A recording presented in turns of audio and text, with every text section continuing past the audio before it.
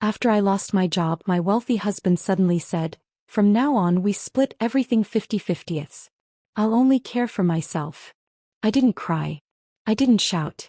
I just looked at him with calm eyes and said, "All right." He didn't expect what happened after that. "Sign here," Cole said, sliding a document across our marble dining table with the same casual precision he used for multi-million-dollar hedge fund deals. I had my lawyer draw it up this morning. I stared at the paper titled, Domestic Financial Restructuring Agreement, while my coffee grew cold in my hands. 3 days.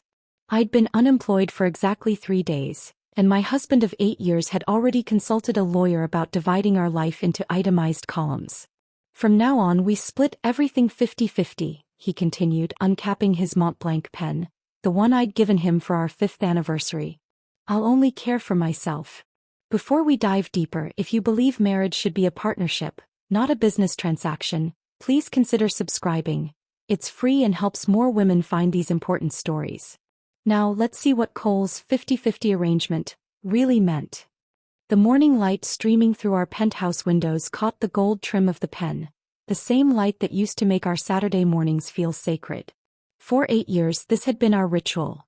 Me cooking eggs Benedict from scratch while Cole read the Financial Times, occasionally sharing merger news from his hedge fund world. The hollandaise sauce I'd perfected, the precise temperature of his coffee, the way I'd arrange fresh flowers on the table. All of it had felt like love. Now it felt like unpaid labor he was itemizing. "You had your lawyer draw this up," I repeated slowly, flipping through pages of subsections and clauses. "Without discussing it with me first."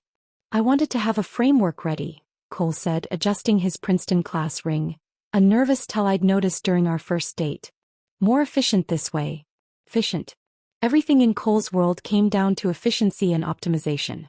It's what made him brilliant at managing hedge funds and terrible at understanding why I was staring at him like he'd grown a second head. The document was thorough, I'd give him that. Rent division, utility allocations, grocery expenditures, even a formula for calculating shared space usage fees. My husband had turned our marriage into a spreadsheet while I was still processing my layoff from Hartman Capital. Monday morning had started normally enough. I'd kissed Cole goodbye, driven to the office, grabbed my usual vanilla latte from the cart outside the building. By noon, I was sitting in Margaret's corner office while she explained that market conditions required strategic restructuring. We both knew the truth. The new CEO wanted his nephew in a senior position, and I was the casualty of nepotism dressed up as fiscal responsibility. "I need some time with this," Margaret had said, unable to meet my eyes as she pushed the severance package across her desk. "You're brilliant, Jade. This isn't about performance." But performance was all that mattered to Cole, apparently. "When did you decide this?" I asked, setting the contract down carefully, fighting the urge to crumple it into a ball. "It's been on my mind for a while," he said, finally looking up from his phone. "Your job loss just clarified things. My father always said dependency breeds weakness." His father. William Pemberton, the tech entrepreneur who'd built his fortune on the backs of underpaid programmers and died at his desk at 58, leaving Cole millions and an inability to separate human worth from net worth. I thought about Tuesday evening when I'd finally told Cole about the layoff. He'd been in his home office, 3 monitors glowing with market data.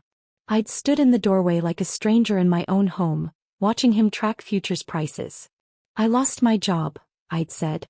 His fingers had paused on the keyboard for exactly 2 seconds before resuming their clicking. "When?" "Yesterday. They gave me 2 weeks severance." That's when he turned around, his expression unreadable. "Don't worry, we'll figure something out." But even as he'd said it, I'd watched him pull up our joint account on his center monitor, calculating how long my final paycheck would last. He'd poured himself a scotch, Macallan 25, a bottle worth more than most people's monthly rent, and excused himself for a quick work call that stretched 2 hours. I'd sat alone in our living room, staring at Lake Michigan through floor-to-ceiling windows, wondering when my unemployment had become something to handle rather than something to support me through. Now 3 days later he was presenting me with a contract that reduced our 8-year marriage to line items and subclauses. "What about Thursday?" I asked. "At Chez Laurent? When you said we were partners." Thursday's dinner had been his idea. "A chance to strategize," he'd said. I'd worn the black dress he loved, the one that made me feel powerful even when my professional world was crumbling. He'd ordered a bottle of Krug without asking what I wanted. The first time in 8 years he hadn't asked my preference. Over the amuse-bouche, while other couples held hands across candlelit tables, Cole had launched into a presentation about restructuring our domestic arrangement for maximum efficiency. His business speak for destroying everything we'd built.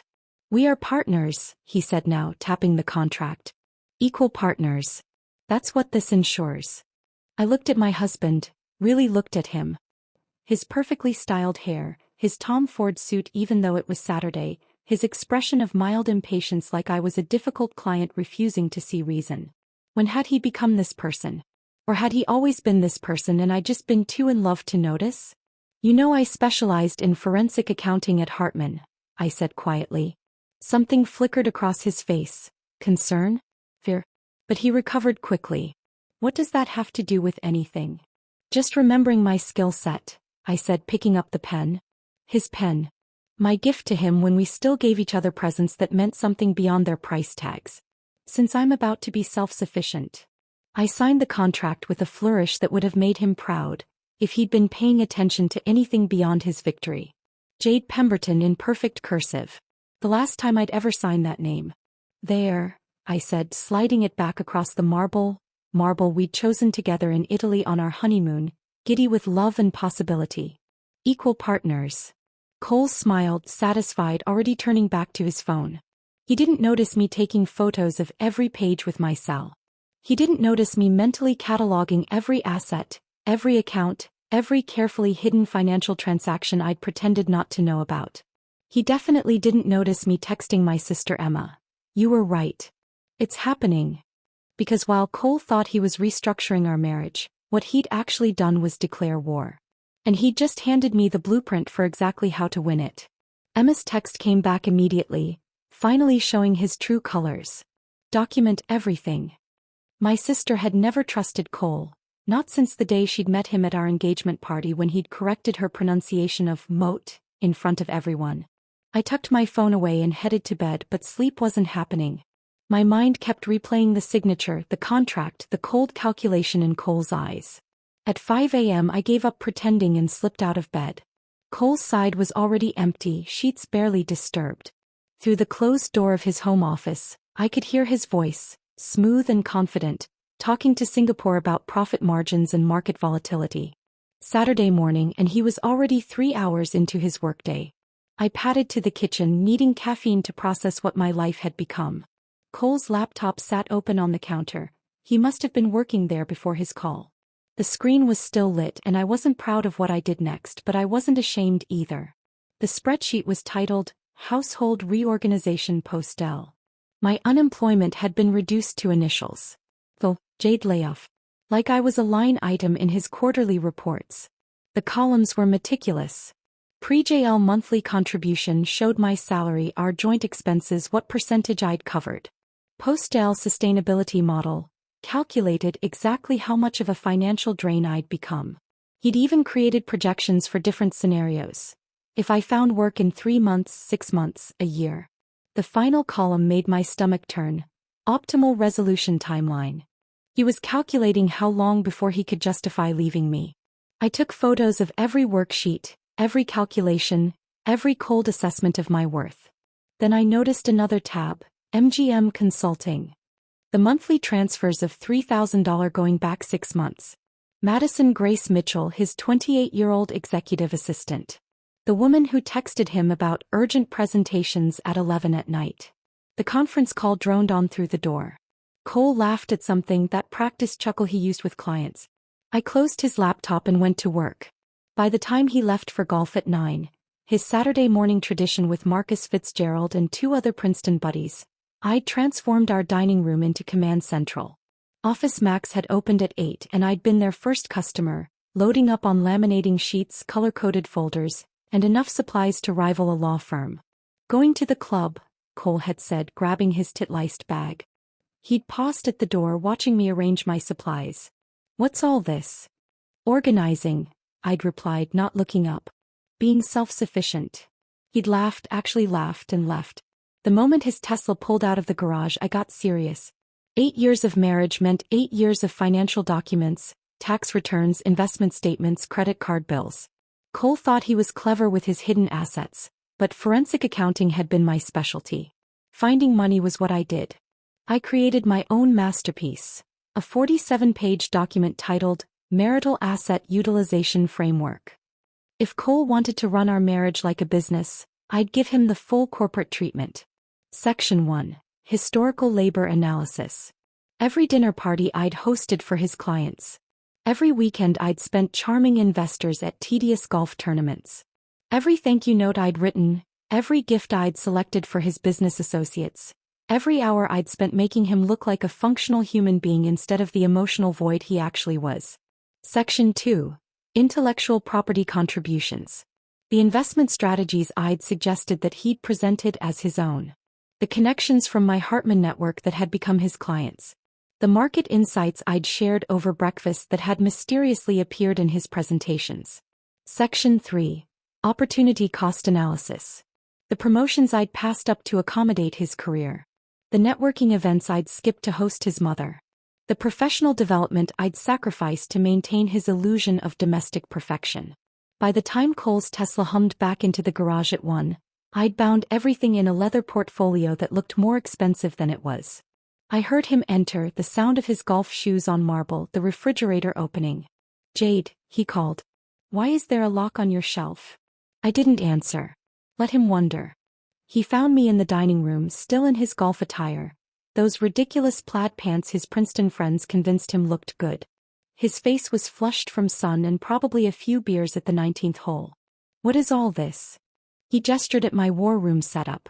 "Your copy," I said, sliding the leather portfolio across the table with the same precision he'd used that morning. "Of our updated arrangement." He smirked, that patronizing expression I'd once found charming. "Jade, come on." "Page 12, I interrupted. "Start with section 3.2. Still smiling, he opened the document. I watched his face change as he read. Retroactive compensation for unrecognized labor contributions, 2016 to 2024. "This is," he started. "Thorough," I supplied. "Keep reading." His smile died completely at the total, $347,000 in uncompensated labor, calculated at market rates for comparable services. Executive assistant, event planner, social coordinator, investment consultant. "You can't be serious," he said. Page 36.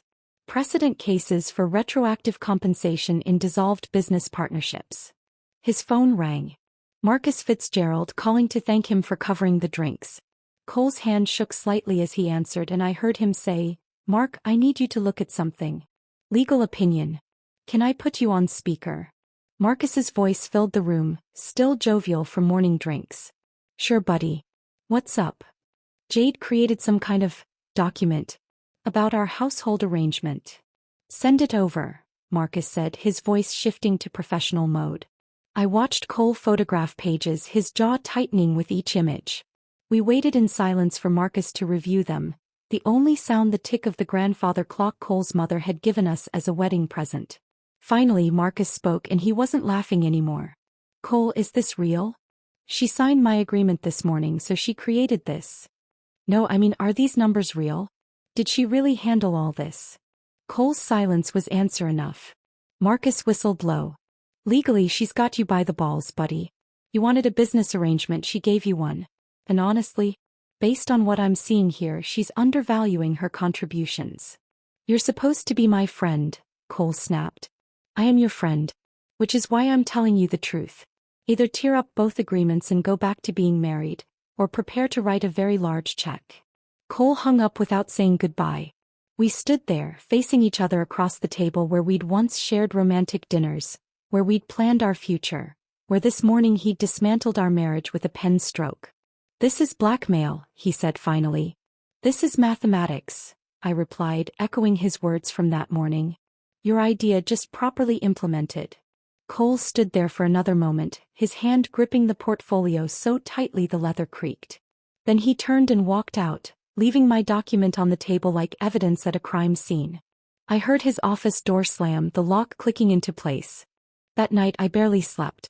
Not because of guilt, I was past that, but because I was planning. Cole thought he was the strategic one, the chess player, the one who saw 3 moves ahead. He didn't realize I'd been watching him play for 8 years, learning every gambit, every tell, every weakness. At 3 a.m. I crept to the living room with my laptop. Our smart home system was Cole's pride and joy, a $50,000 investment in automated everything. The future of living, he'd called it, spending weeks programming routines and zones. Now it would be the battlefield. The master control app was still logged into my phone. Cole had never thought to revoke my administrative access. Why would he? I'd never shown interest in his technical toys before. It took me 3 hours and several YouTube tutorials, but by dawn I'd reprogrammed everything. Jade's zone and Cole's zone were born. My zones ran on new passwords, biometric locks that only recognized my face and fingerprints. His zones kept his original access, but with some creative restrictions I'd built in. The beauty was in the overlap areas, the spaces we supposedly shared equally. Those would require both our authorizations to function. I was back in bed feigning sleep when Cole's alarm went off at 6 a.m. I heard him pad to the bathroom, yawning. Then silence. Then a muttered curse. The shower wouldn't start.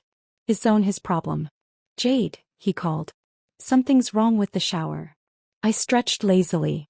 Mine works fine. Try resetting your access code. More cursing. The sound of him jabbing at the control panel. Finally, the shower started, but only cold water. I'd restricted his hot water heater access to economy mode between 6 and 7 a.m. Energy efficiency after all. By the time he made it to the kitchen, still shivering, I was already there with my coffee, reading news on my tablet. The coffee maker won't connect, he said, staring at the machine like it had betrayed him. That's in my zone now, I explained. Would you like to purchase a cup? I'm offering a special rate, only $8 for premium brew. His face went red. This is ridiculous. This is the 50-50 arrangement you wanted. Equal division of assets. I took a long, satisfied sip of my coffee. Your coffee maker is in your office. He stormed to his office, and I heard the cheap Mr. Coffee machine I'd bought him gurgling to life. $20 at Target. It seemed appropriate. Saturday arrived with Emma's visit. My sister had driven down from Milwaukee in her 10-year-old Honda, parking it next to Cole's Tesla in our garage. The contrast was perfect. Everything about our situation summarized in 2 vehicles. Holy, Emma stopped mid-word as she entered our penthouse. The living room was bathed in 2 distinct lighting schemes. My side glowed with warm amber tones from the smart bulbs. Cole's side was lit in cold, corporate blue. A clear line divided the space where our zones met. Jade, what have you done? Implemented Cole's vision, I said, hugging her. Come on, let me show you my side. Emma followed me through the apartment, her teacher's salary sensibilities visibly offended by every surface. When we reached the kitchen, she saw the digital locks on the refrigerator sections. You're joking, she said. He ate my meal prep at 2 a.m. Wednesday night. $60 worth of organic ingredients, gone. I showed her the security footage on my phone. Cole in his boxers illuminated by refrigerator light, eating my carefully portioned containers. This isn't healthy, Emma whispered, but then I showed her my bank statements. The joint account Cole had drained to protect assets. My severance that had mysteriously needed to cover unexpected household expenses. The credit card he'd canceled without warning. Oh honey, she said, understanding dawning. He's trying to force you out. He's trying to break me, I corrected. But he forgot I learned from the best. Sunday morning, I decided to document Cole's self-sufficiency journey. He'd announced he was going grocery shopping, a first in our 8-year marriage. I waited 10 minutes, then followed. Whole Foods on a Sunday was packed, perfect cover. I kept my distance, phone discreetly recording as Cole wandered the produce section like a lost tourist in a foreign country. He stood in front of the cherry display for 5 full minutes, holding a small box marked $27. Excuse me, he asked a teenage employee stocking apples. Is this the normal price for cherries? The kid looked at the box, then at Cole and his $1,000 sneakers. It's organic, sir. And imported. But $27? You could try regular cherries, the employee suggested. They're $8. Cole put the expensive box in his cart anyway, image over economics even now. The meat counter was worse. He ordered 8 pounds of Wagyu beef, not understanding the price was per pound, not total. The butcher's eyebrows rose, but he wrapped it anyway. Cole added truffle salt, $45, aged balsamic, $62, and something called heritage grains, $30, that I guarantee he couldn't define. His total came to $438.67. For one person. For 1 week.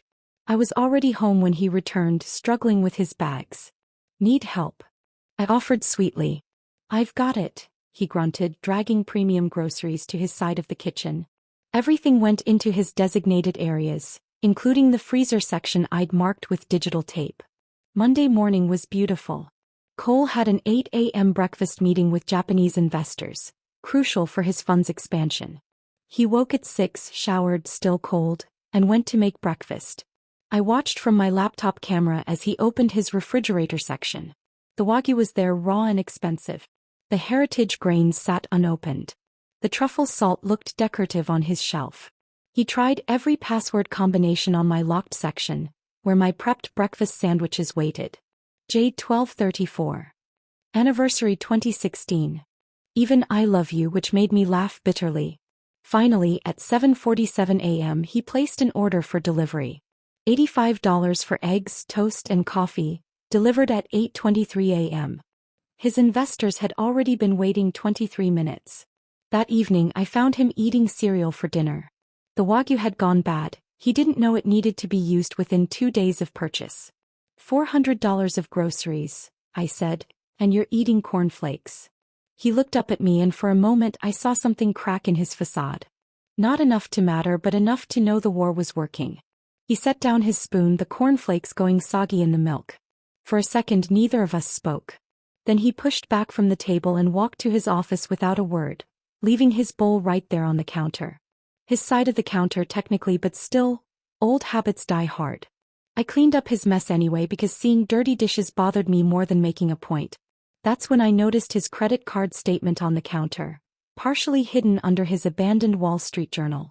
He'd been reviewing expenses, probably trying to figure out where all his money was going now that he was buying $40 honey and truffle salt he couldn't pronounce. One line item caught my eye. MGM Consulting, $3,000. The same charge appeared every month going back 6 months. $3,000 monthly to a consulting firm I'd never heard of, while he'd been telling me we needed to tighten our belts due to market volatility. I photographed the statement and went to my laptop. The address for MGM Consulting wasn't a business complex or corporate building. It was the Meridian, a luxury apartment building downtown where studios started at $4,000 a month. My forensic accounting instincts kicked in hard. This wasn't about revenge anymore. This was about truth. I pulled up corporation records, business registrations, tax filings. MGM Consulting LLC had been registered 7 months ago. The managing member? Madison Grace Mitchell. Madison. His executive assistant. 28 years old, Harvard MBA, legs for days, and a habit of texting Cole about urgent matters at inappropriate hours. I dug deeper. The LLC had a website. If you could call 3 blog posts about manifesting your best life through strategic thinking, a website. The last post was 4 months old. Some consulting firm. That's when everything clicked. The late nights at the office. The weekend emergency meetings. The way he'd suddenly become protective of his phone, keeping it face down during dinner, taking it into the bathroom during showers. I was building a new spreadsheet, suspicious financial activity, when the universe decided to hand me a gift. It was Tuesday night, 11:47 p.m. according to my laptop clock.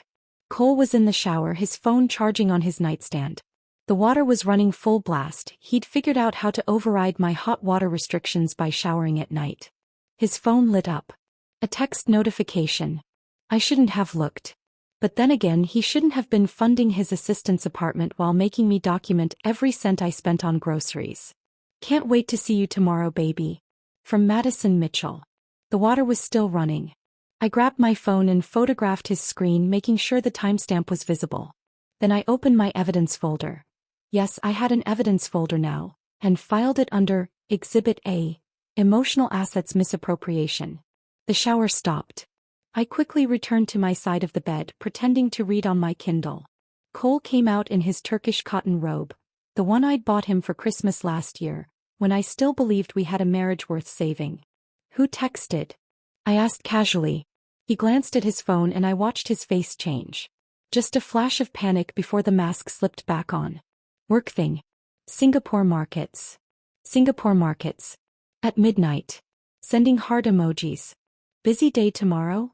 I asked, turning a page I hadn't read. The usual. Some meetings.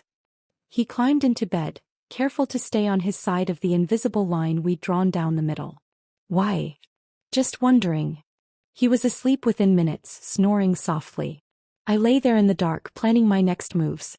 Madison wanted to see him tomorrow. Fine. Maybe I'd do some seeing of my own. Wednesday morning, Cole left early, mumbling something about breakfast with clients. I waited until his Tesla disappeared into traffic, then called in a favor from Janet, my former colleague at Hartman who now worked in the same building as Cole's firm. I need to borrow your visitor pass, I said. Jade, what are you planning? Research. She sighed. Second floor cafe. 20 minutes. The building's lobby was all marble and glass, trying so hard to scream success that it felt desperate. Janet met me at the cafe, sliding her visitor pass across the table. 15th floor is Cole's firm, she said. But you didn't get this from me. Get what? I smiled, pocketing the pass. I didn't go to the 15th floor. I went to the parking garage and waited. Cole's Tesla had a reserved spot, P47, right next to P48, which belonged to a familiar white BMW with vanity plates. Emilian 28. Madison. 28. Settle. At 12:15 they emerged from the elevator together. Cole's hand on her lower back, guiding her toward her car. The kind of casual intimacy that comes from practice. They were laughing about something, her head tilted back, his face more animated than I'd seen in months. I took photos. Then I followed them. They went to Brevard, a restaurant so exclusive it didn't have a sign. The kind of place Cole used to take clients he was trying to impress. Now apparently it was where he took his assistant for meetings. I was sitting in my car reviewing the photos when someone tapped on my window. I nearly jumped out of my skin. Victoria Pemberton stood there in her St. John's suit and pearls, looking like old money and new judgment combined. Cole's mother. My mother-in-law. The woman who'd never quite approved of me but had been too polite to say so directly. I rolled down the window. Following my son? She asked, but there was no accusation in her voice. Just curiosity. Victoria, I can explain. No need. She opened my passenger door and slid in, bringing with her a cloud of Chanel No. 5. I was at Brevard myself. Library Foundation lunch. Imagine my surprise seeing Cole with his assistant. We sat in silence for a moment. I know about Madison, dear, Victoria said finally. Have known for months. My stomach dropped. Why didn't you tell you? She turned to look at me directly. Because Cole's father had his own Madison once. Her name was Jennifer. 26, marketing coordinator, thought she was in love. Victoria's smile was sharp as winter. I handled it differently than you're handling this. What did you do? I stayed quiet. Played the perfect wife. Let him have his fun. She adjusted her pearl necklace. Then Jennifer got pregnant. William paid her to disappear, but the damage was done. The board found out. His reputation never recovered. I'm sorry, Victoria. Don't be. I got everything in the end. The houses, the investments, the company shares. She studied me with new interest. But your way, all this documentation, the contracts, the digital warfare Emma told me about. Emma talked to you? She called yesterday. Worried about you. But I told her not to be. Victoria smiled, and for the first time since I'd known her, it reached her eyes. Your way might be more effective. Certainly more interesting. She opened her purse and pulled out a flash drive. What's this? Security footage from the Pemberton building. 6 months worth. Amazing how often Madison had to work late. How often Cole had to supervise. He pressed it into my hand. Call it a wedding gift. 8 years delayed. I stared at the flash drive in my hand, this small piece of plastic that felt heavier than my wedding ring ever had. Victoria was still watching me, her expression unreadable behind those perfectly applied cosmetics that probably cost more than most people's car payments. "Why are you helping me?" I asked. "Because," she said, checking her Cartier watch, "Cole is making the same mistakes his father made, but with less style and even less discretion. At least William had the sense to be subtle." She opened her door then paused. "I'm coming for tea tomorrow. Have Earl Grey ready." She left me sitting there, holding evidence I hadn't even asked for, from a woman who'd spent 8 years making me feel like an interloper in her son's life. Thursday afternoon, Victoria arrived precisely at 2, wearing a different St. John's suit but the same expression of mild disappointment she'd perfected over decades of charity boards and country club politics. Cole was at the office, or wherever he actually spent his afternoons now. "Earl Grey?"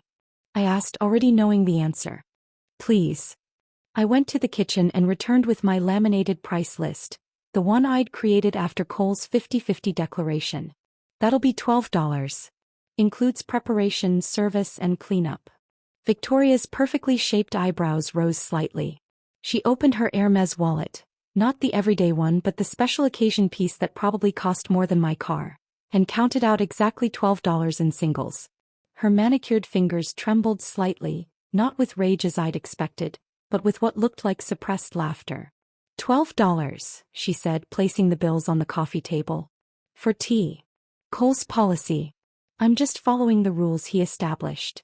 "Indeed." She maintained eye contact with an intensity that could freeze champagne. "Make the tea, dear. We need to talk." When I returned with the Earl Grey, properly steeped china cup, the whole ceremony she'd trained me in, Victoria had spread documents across my coffee table. Old documents, yellowed at the edges, some handwritten in fountain pen. 1987, she said, lifting a credit card statement. "William started his own restructuring of our marriage. Said I'd become too dependent, too comfortable." Sound familiar? I sat down, careful not to disturb the papers. The statement showed charges to hotels, restaurants, jewelry stores. None of them for Victoria. Jennifer, Victoria continued, was 26. Marketing coordinator at his firm. Blonde, ambitious, thought she was special. She sipped her $12 tea. "They always think they're special." "How did you find out?" "Credit card statements first. Then private investigator." This was before cell phones, dear. Following people required actual skill. She pulled out a manila folder, thick with photographs and reports. "Cost me $5,000 but worth every penny." The photos were grainy but clear enough. William Pemberton, looking exactly like an older version of Cole, with a young woman who could have been Madison's older sister. "What did you do?" I asked. "Nothing at first. I let him think he was clever. Let him make mistakes. And he did, so many mistakes." She smiled, sharp as winter moonlight. "Then I started moving money." "Moving money?" "William thought he controlled our finances. He was the businessman after all. But I'd been managing my father's estate since I was 21. I knew more about offshore accounts and asset protection than William ever bothered to learn." She pulled out another document. "By the time he asked for a divorce, I'd already moved 70% of our liquid assets into trusts he didn't know existed." "That's brilliant, vindictive, necessary." Victoria shrugged. "It was survival. But you're doing something different. Something smarter." She pulled out a thick legal document, pages tagged with colored tabs. "This is William's prenuptial agreement template. The one Cole used for yours with modifications." I took the document, scanning through familiar language until she pointed to a specific section. Section 17B. William insisted on this: financial deception affecting marital assets. He thought it would protect him if I ever hid money. Her laugh was bitter. Instead, it became his downfall. Jennifer got pregnant. He paid her to disappear. That payment constituted financial deception affecting marital assets. And Cole kept this clause? Modified it, expanded it, made it even more comprehensive. Victoria turned to the marked page. "Any undisclosed financial transaction over $5,000 that affects marital assets or stability can trigger immediate forfeiture of claims. $30,000 to Madison over 6 months. All documented. Victoria, this is your ammunition. Use it wisely." She stood, gathering specific documents while leaving others. Keep these. The originals are in my safe deposit box if you need them for court. Why are you really doing this? He paused at the door. Because I spent 30 years pretending my marriage was perfect while William humiliated me with younger women. You're not pretending. You're fighting. And frankly, she smiled again, that sharp winter smile, it's about time someone in this family fought back properly. After she left, I went to Cole's home gym. His sacred space where he pretended to work out while actually taking conference calls. Victoria's words echoed, check everywhere. His gym bag sat in the corner, the expensive leather one I'd given him last birthday. I emptied it methodically. Protein powder, earbuds, spare clothes, and there, tucked in an inside pocket, a small digital recorder. My hands shook as I played it back. Cole's voice, clear and confident. She's been unstable since the layoff. Crying constantly, not sleeping, making these bizarre accusations about affairs. Then Madison, we need to be careful. If she finds out about the payments. She won't. She's too emotional to think clearly. Classic depression. My lawyer says if we can document mental instability, the prenup becomes irrelevant. How long before you can file? Few more weeks. Let her keep playing with her spreadsheets and locks. The more erratic she acts, the better for us. Madison laughed, tinkling and false. Poor thing. She really has no idea. None, Cole agreed. By the time she figures it out, I'll have everything lined up. Clean break, minimal settlement, and we can finally stop hiding. The recording continued for another 40 minutes. Plans within plans, lies within lies. They'd been strategizing my breakdown while I'd been fighting for my marriage. I sat on his workout bench, recorder in hand, feeling something shift inside me. Not breaking, hardening. Like coal under pressure becoming diamond. I copied the files to 3 different drives, uploaded them to the cloud and emailed them to my lawyer. The one I'd hired yesterday, Patricia Nakamura, who specialized in high-net-worth divorces and had a reputation for destroying prenups. Then I put the recorder back exactly where I'd found it. Let Cole think I was still in the dark, still playing with spreadsheets while he planned my demolition. The recorder went back in Cole's gym bag, nestled between his protein powder and spare socks. My hands were steady now, my mind clear. This wasn't about revenge anymore. It was about survival. That evening, I called Patricia Nakamura from my car, parked outside a Starbucks where the Wi-Fi was free and Cole couldn't monitor my calls. I need to see you tomorrow, I said. Can you recommend a forensic accountant? I work with someone, Patricia replied, her voice professional but warm. Keiko Tanaka. She's expensive but she finds everything. How expensive? $5,000 retainer. Each. $10,000. My entire severance package minus what I'd already spent on groceries and gas. Cole thought I was using it for the therapy he'd been suggesting. You seem stressed, Jade. Maybe you should talk to someone about your adjustment issues. Book them both, I said. Tomorrow if possible. The law offices of Winters and Associates occupied a corner suite in a building that screamed old money and older secrets. Rachel Winters herself met me in the lobby, 60-something, silver hair in a power bob, wearing a suit that probably cost more than my monthly mortgage payment. Patricia says you have an interesting case, she said, leading me to a conference room where Patricia Nakamura waited with another woman, Keiko Tanaka, I assumed. I spread everything on the table. The contracts, the flash drive from Victoria, the recordings, the financial documents, my own detailed spreadsheets tracking 8 years of uncompensated labor. Rachel whistled low. He actually signed this 50-50 agreement? His idea. Had his lawyer draft it. And these recordings? Found them yesterday. He's been planning to claim I'm mentally unstable. Keiko was already deep in the financial statements, her fingers flying across her calculator. These MGM consulting payments, they're just the beginning. Look here. She pointed to a series of transfers. He's been moving money for 2 years. Cayman accounts, Swiss-numbered accounts. Not illegal, but definitely violates any reasonable interpretation of financial transparency in a marriage. Can you trace it all? Give me a week, Keiko said. Maybe less. Patricia pulled up Cole's firm website on her laptop. Pemberton Capital. His father's company. Cole's a senior partner now, I said. And Madison Mitchell is listed as executive strategic consultant. Patricia noted. Interesting title for someone with 3 blog posts about manifestation. Rachel leaned back in her chair, a predatory smile spreading across her face.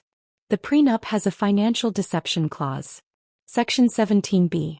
Any undisclosed financial transaction over $5,000 that affects marital assets triggers forfeiture.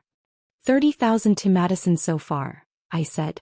Plus whatever Keiko finds in those offshore accounts. Rachel's smile widened. Your husband just handed us a gift. We spent 3 hours building the strategy. Keiko would trace every penny. Patricia would document the pattern of deception. Rachel would prepare the filing that would destroy Cole's carefully constructed exit plan. One more thing, Rachel said as we finished. Document everything from now on. Every conversation, every transaction, every time he breathes wrong. And Jade, be careful. Cornered animals get dangerous. Saturday morning, Cole left for Boston. A weekend conference he claimed, though I'd seen the hotel confirmation email on his phone. The Ritz-Carlton, 2 rooms booked. MGM Consulting must need extensive strategic consultation. An hour after his Tesla disappeared, the doorbell rang. Madison Mitchell stood in my hallway, all 5'9" of her, wearing designer jeans and confidence like armor. I need to get some work files from Cole's office, she said, already stepping forward like she owned the place. He's in Boston, I said, not moving from the doorway. I know. He gave me permission to. No. She blinked, clearly not used to being refused. Excuse me. No, you can't come in. If Cole wants to give you files, he can do it himself. At the office. During business hours. Her perfectly glossed lips tightened. You don't understand. These are important documents for Monday's meeting. Then Cole should have remembered them. I started to close the door. She put her hand against it, forcing it open. Look, I don't think you understand the situation here. I pulled out my phone, already recording. Explain it to me. Maybe it was my calm tone, or maybe she was just that confident.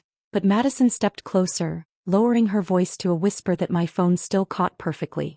Cole promised me this place would be mine soon. So maybe you should start packing now, save yourself the embarrassment later. How soon? I asked, keeping my voice steady. Few weeks, maybe less. Depends how quickly his lawyer can prove you're unfit. She smiled, all teeth and no warmth.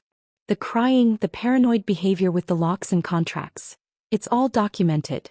Mental instability due to job loss. Classic case. Is that what Cole told you? It's what everyone can see.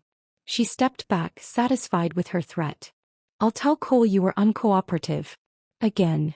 I let her get to the elevator before calling out. Madison. She turned, one eyebrow raised. Check your email. I sent the cease and desist letter Rachel had prepared while Madison was still in the elevator. Legal notice to stop harassment, stop attempting unauthorized entry to my residence, and stop interfering with my marriage. Copy to Cole's firm's HR department. Copy to their legal team. My phone buzzed immediately. Cole from Boston, what did you just do? I didn't respond. Instead, I forwarded Keiko's preliminary findings to Patricia. Cole had been billing Pemberton Capital for Madison's consulting fees while she provided no actual services. The invoices were fake, the work non-existent. Not enough for criminal charges. Cole was too smart for that. But enough to trigger an internal investigation. Sunday evening, while Cole was still in Boston, I compiled everything into a single encrypted folder. Financial records showing 2 years of hidden transfers. Recording of him planning to claim mental instability. Madison's confession about taking the apartment. Victoria's evidence of the pattern. Father and son, same playbook, 30 years apart. The investigation had revealed one final detail that even surprised Keiko. Cole had taken out a $2 million life insurance policy on me 6 months ago. I was unemployed, supposedly unstable, and worth more dead than divorced. Rachel called that evening. We file tomorrow. Be ready. I sat in my divided living room, my warm lights glowing against his cold blue ones, and thought about the woman I'd been 8 years ago. The one who'd signed that prenup thinking it would never matter because our love was real. The one who'd made his coffee every morning because taking care of him felt like love. That woman was gone. In her place sat someone harder, smarter, and infinitely more dangerous. Someone who'd learned that when your husband treats marriage like a hostile takeover, You better be ready to fight like a corporate raider. My phone buzzed at 3 a.m. Monday morning. Rachel's text, filed. Game on. I didn't sleep after that. Instead, I sat at my kitchen table watching the sunrise paint Lake Michigan gold while reviewing my notes for tonight. The quarterly partners' dinner at Pemberton Capital. The one event where spouses were not just invited but expected. Cole had forgotten to remove me from the guest list. By the time Cole stumbled into the kitchen at 7, I was already dressed. Not for war but for victory. The black Valentino dress I'd bought myself after my last promotion at Hartman, the one Cole said made me look too powerful for social events. Coffee's not working again, he muttered, jabbing at his machine. Try reading the manual, I suggested, applying lipstick in the hallway mirror. I hear self-sufficiency builds character. He glared at me, then noticed the dress. Where are you going? Work meeting, I lied smoothly. Potential consulting opportunity. He grunted, still fighting with the coffee maker. That's when the doorbell rang. I'll get it, I said, but Cole was already at the door, probably expecting Madison with his morning files. Instead, a process server stood there looking bored and official. Cole Pemberton? Yes. You've been served. The man handed Cole a thick envelope and walked away without another word. Cole tore it open right there in the doorway, still in his robe, his face cycling through confusion, disbelief, and finally rage. You're divorcing me? He held up the papers like evidence of my betrayal. You wanted a business dissolution, I said, adjusting my earrings. I'm giving you one. He flipped through the pages, his face getting paler with each section. $347,000? You're insane. That's just the retroactive compensation. Wait till you see the penalties for financial deception. Page 47 if you're curious. His hands actually shook as he found the page detailing the MGM consulting payments, the offshore accounts, the life insurance policy he'd taken out on me. How did you? Forensic accounting was my specialty, remember? Or did you forget everything about my career the moment I lost my job? His phone started ringing, then pinging, then buzzing with the intensity of a swarm of angry bees. Word was already spreading. That evening, I arrived at the Palmer House's grand ballroom 20 minutes after cocktails started.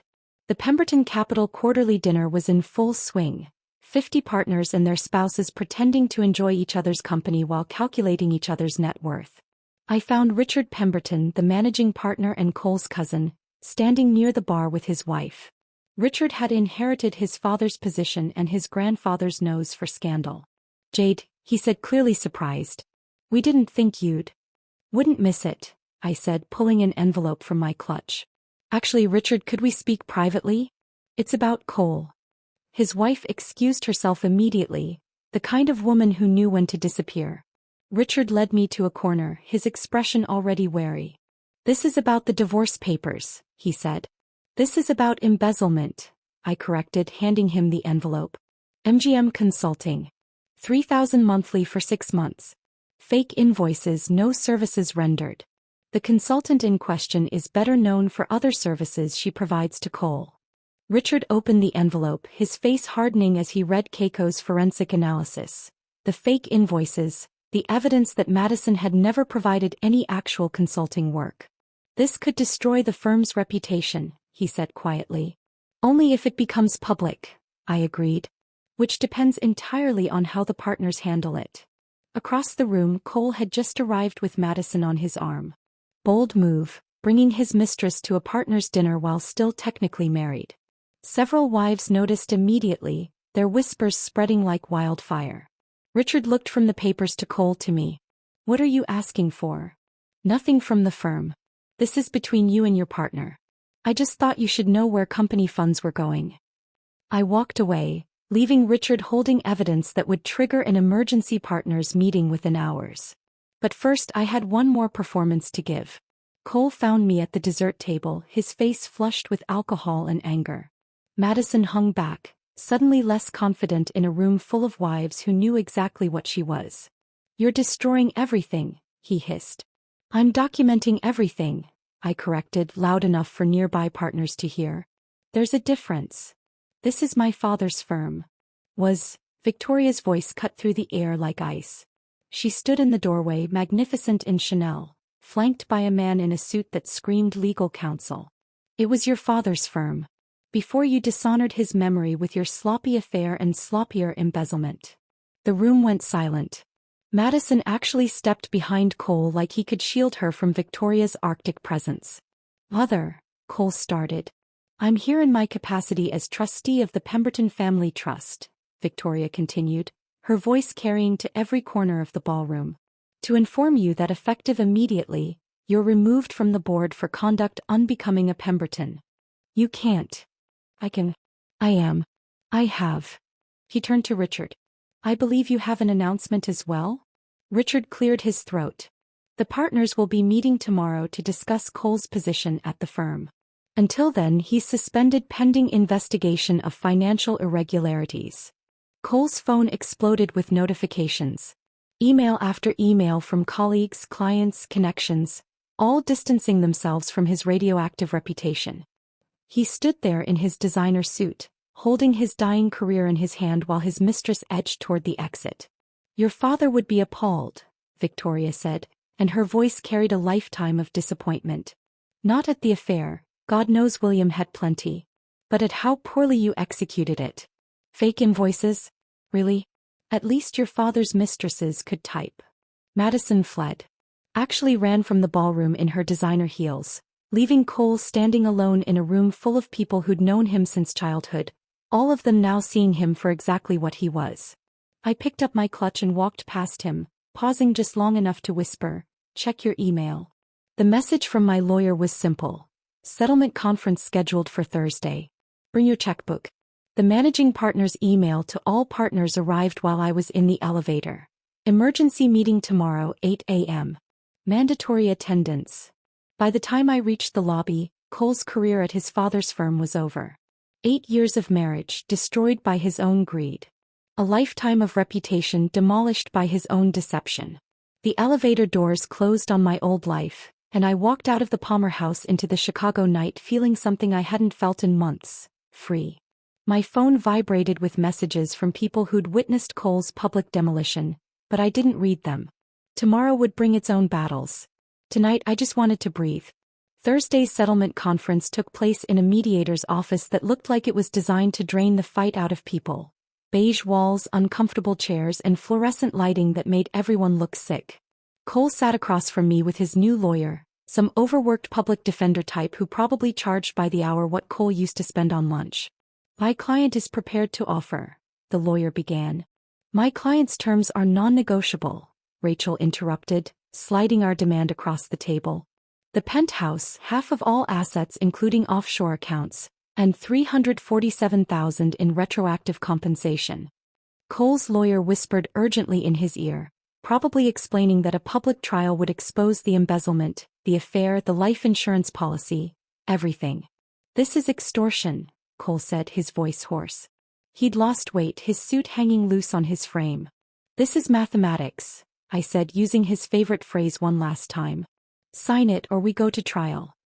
He stared at me across the table, and for a moment I saw the man I'd married. Brilliant, confident, convinced the world was his to conquer. Then that man crumbled and he picked up the pen with a trembling hand. His signature was shaky, nothing like the bold strokes he'd used on our marriage contract. As he signed away the penthouse, the assets, the life he'd built on his father's money and my invisible labor, I felt nothing. No triumph, no sadness, just a hollow recognition that 8 years had come down to this. Signatures on paper just like they'd begun. 3 months passed in a blur of boxes and paperwork. I kept the penthouse but redecorated, removing every trace of Cole's cold minimalism. Emma helped, bringing warmth with second-hand furniture that had actual character, plants that made the space feel alive, artwork from local artists instead of investment pieces. One morning, Emma texted me a screenshot from Madison's Instagram. I was drinking coffee from a mug that said, "World's okayest ex-wife." Emma's housewarming gift, when I read Madison's post. Dating in Chicago is impossible. This guy actually invoiced me for half our dinner date. He calculated tax and tip down to the penny. Then charged me for his gas to pick me up. Why are men so cheap? Hashtag dating nightmare, hashtag Chicago men, hashtag splitting bills is not romantic. I laughed until my sides hurt, then screenshotted it for my karma folder. Madison had found her equal. Someone who treated relationships like transactions. The comments were even better, full of women sharing similar stories, missing the irony completely. That screenshot became the inspiration for my next chapter. I'd been surviving on the settlement money, but surviving wasn't enough anymore. I wanted to build something. Equal Means Everything launched 6 weeks later. Not a law firm, but a consulting service helping women recognize and document financial abuse in marriages. My website went live on a Tuesday. By Thursday I had 17 inquiries. My first real client came through Victoria, of all people. Senator Catherine Walsh, whose husband controlled every penny while she ran his campaigns, raised his children and smiled for his photo ops. She sat in my home office, formerly Cole's gym, crying into tissues while showing me 20 years of financial manipulation. He says it's for tax purposes, she explained, but I can't even buy groceries without his approval. Let me show you something, I said, pulling up my own documentation. This was my marriage. This is how I proved it. This is how you build your case. Catherine became my success story. Within 4 months she had her own accounts, her own credit cards, and a post-nuptial agreement that would make Cole's prenup look like a kindergarten contract. Word spread through Victoria's country club network faster than gossip at a junior league luncheon. 6 months after the divorce, Victoria invited me to her annual charity gala, the Pemberton Foundation's fundraiser for women's financial literacy. Ironic, considering the Pemberton men's history with financial deception. I wore red, bold, unapologetic red, and arrived alone. The ballroom was full of familiar faces, people who'd watched my marriage implode, who'd whispered about the scandal, who'd chosen sides. Jade, Victoria called out, and for the first time her voice held genuine warmth. Come, I want you to meet someone. She introduced me to 3 women, all going through similar situations, all needing help. By the time dinner was served, I had 5 new clients. That's when I saw him. Cole standing by the bar looking like a ghost of his former self. Thinner, older, wearing a suit that had seen better days. He was working at Morrison & Associates now, a small firm that handled personal injury cases. Madison was nowhere to be seen. He approached slowly, like someone approaching a wild animal. Jade. Cole. You look. He paused, searching for words. Happy. I am. He stared at his drink, swirling the ice. I understand now. What I did. How I treated you. I understand. I could have been cruel. Could have twisted the knife, reminded him of every humiliation, every betrayal. Instead I said simply, understanding and experiencing are different educations. He nodded, started to walk away, then turned back. The firm you started. Equal Means Everything. It's good work. Yes, I agreed. It is. Victoria appeared at my elbow as Cole disappeared into the crowd. They're about to announce the Community Impact Award, she said, guiding me toward the stage. The Pemberton Foundation is proud to present this year's Community Impact Award to Jade Matthews, the announcer said, using my maiden name that I'd reclaimed, for her work with Equal Means Everything, providing pro bono financial abuse consulting to women in need. I stood at the podium looking out at the sea of faces. Some friendly, some curious, some calculating their own marriage's values. Victoria stood in the front row, and when she smiled at me she mouthed a single word, daughter. Financial abuse doesn't always look like control, I said into the microphone. Sometimes it looks like equality. Sometimes it's disguised as fairness. Sometimes it comes with a spreadsheet and a laminated contract. But abuse is abuse, whether it's calculated in dollars or delivered in bruises. The room was silent. Equal means everything, I continued. Not equal division but equal worth. Equal respect. Equal partnership. That's what we help women find, not just their financial freedom, but their understanding that they deserve both love and respect, not one or the other. The applause was genuine, warm, real. As I walked back to my table, award in hand, I caught a glimpse of myself in the ballroom mirror. The woman looking back wasn't the one who'd signed that contract with Cole's expensive pen. She wasn't the one who'd made his coffee every morning for 8 years. She was someone entirely new. Someone who'd learned that the best revenge isn't destroying someone else. It's building something better from the ashes they left behind. My phone buzzed. Another inquiry through my website. Another woman needing help. Another chance to turn someone's 50-50 nightmare into a new beginning.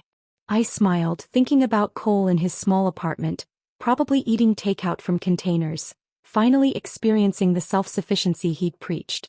Me. I was experiencing something better. Freedom. If this story of calculated revenge had you glued to your screen, hit that like button right now. My favorite part was when Jade charged Victoria $12 for tea service, watching Cole's mother count out exact change with trembling fingers. What was your favorite moment of sweet revenge? Drop it in the comments below. Don't miss more captivating stories like this. Subscribe and hit that notification bell so you never miss an upload.